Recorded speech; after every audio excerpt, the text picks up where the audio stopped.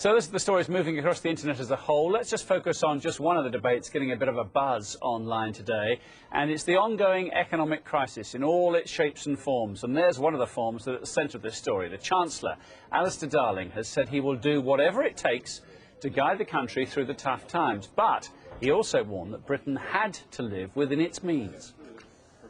We are on a difficult road, and there will, I'm afraid, be bumps along the way. But I will continue to do whatever it takes to maintain financial stability, and I remain confident we will do so. So I wonder, what can the government do to rescue the economy? Let's talk to Graham Turner, an economist and author of The Credit Crunch. He's our guest tonight. Good to see you, Graham. Are they doing anything? Are they doing enough, I wonder? Not at all. I think what they've got to look at is the source of this problem, which is the collapse of the housing market and all the bad debts that's putting onto banks. Banks are running into trouble because people won't lend to them.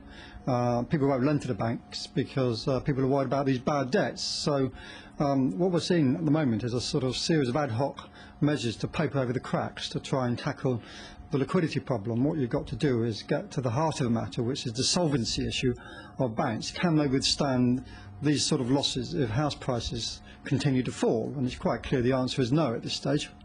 So the banking sector is insolvent. I mean, isn't this the sort of truth that nobody dares speak just at the moment? Well, the risk is that if we allow this to carry on the way it has been unfolding in the last week or 2 weeks, then we will see more banks fail, despite all the attempts by the Bank of England to inject liquidity. The net result of what we have seen last week is that confidence in banks has been absolutely shattered, and what we need really is to see the Bank of England do something much more aggressive. And I'm very much in favour of big interest rate cuts here to try and stabilise the housing market. That's the only way to get confidence back quickly now.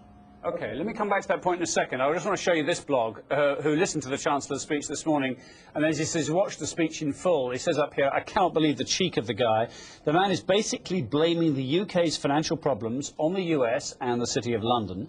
He was unwilling to take any of the blame whatsoever for the state of the economy, despite the fact that Gordon Brown promised to end boom and bust. I mean, is there a political blame game that you think is appropriate here?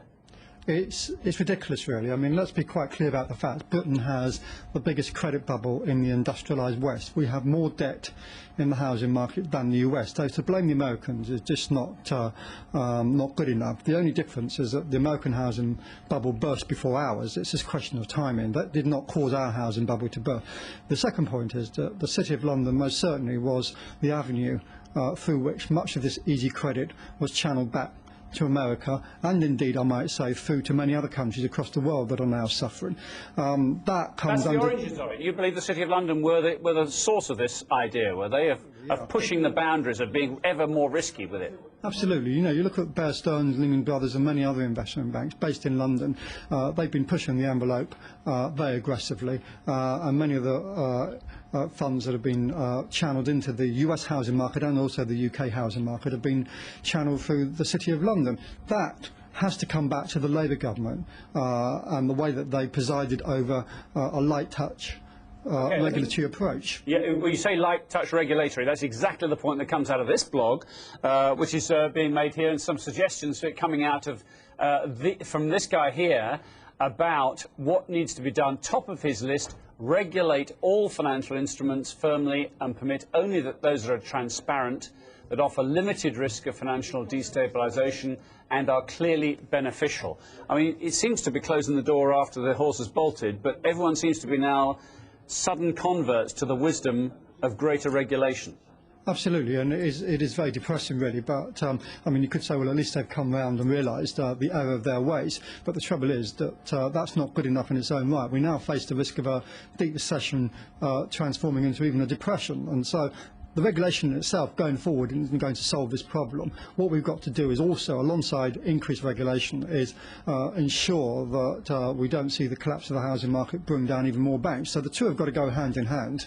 OK, now what about the great balancing act here? You were arguing a moment ago about dramatic cut in interest rates, but the conventional logic surely of that is that then you boost spending, inflation goes up, and we've got all sorts of problems in that side of the economy, and they seem to be reluctant to cut rates right now, what would you say or argue then is going to be the consequence if you took a whole point or 2 points off the interest rate right now here in the UK?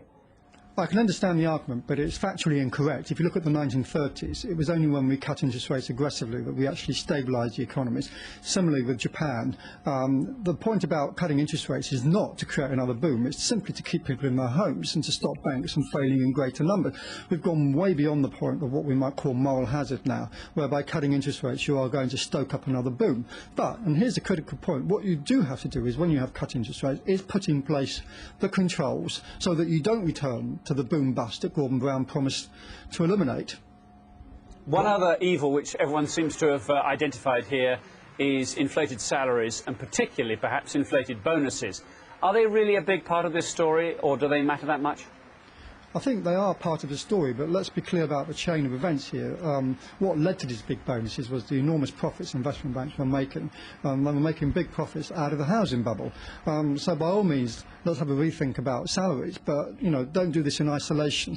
You've got to go back to the root causes of it, which is the housing bubble. I mean, it's very easy for the government now to sort of make high salaries the scapegoat, but that just deflects attention from the root causes of this bubble, which was their own decision to allow banks to boost lending without any controls. They generated the profits from this excess lending, which then went to pay the big bonuses.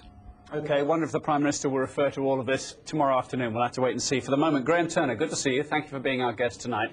Comment on that story and see how this programme is shaping up on our blog. You just click on the left-hand link in the blog section of our website. And there you go, skynews.com. We have our own blog which builds during the day.